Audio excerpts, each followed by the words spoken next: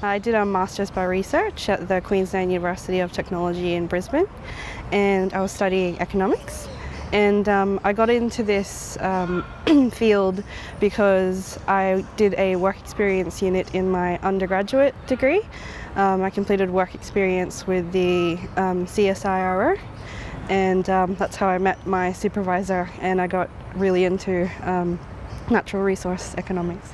As part of my research, I looked at the role of offsets in compensating for damage to the marine and coastal environments.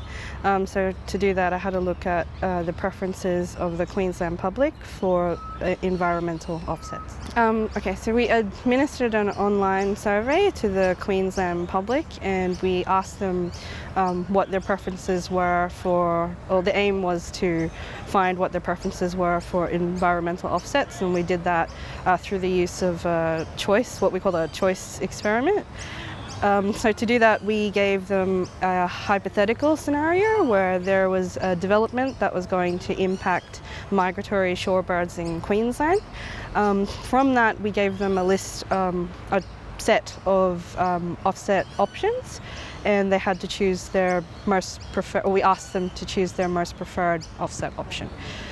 We also followed up with what they thought about offsets and opinion questions, as well as the general demographic questions, so we get an idea of how that affects their preferences. So once we received all the responses, we basically analysed the trade-offs between their responses. So in terms of the types of offsets we gave them, we had a look at things like the location of the offset, how far the offset should be from the impacted site.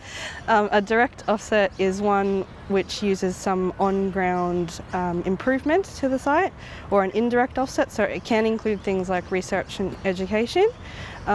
We looked at the species to be protected, so whether or not they would prefer offsets that protected the the impacted species, or the impacted shorebird, or whether or not it would be acceptable to use another species that's not directly affected by the development but is more endangered, and the outcomes, so how many birds should be protected. We found that people preferred offsets that were located closer to the impacted site, but we also found that there could be scope for the use of alternative offsets, or offsets that were located further away, or offsets that also had implemented the use of trading up, where we use where the offset protected the more endangered species as opposed to the impacted species, provided that those particular alternative offsets would result in greater conservation benefits. Yeah, so I thought that completing my master's